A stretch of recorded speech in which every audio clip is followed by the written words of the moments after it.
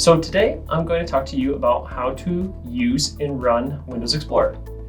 So Windows Explorer is a way to view files in a specific folder on your computer.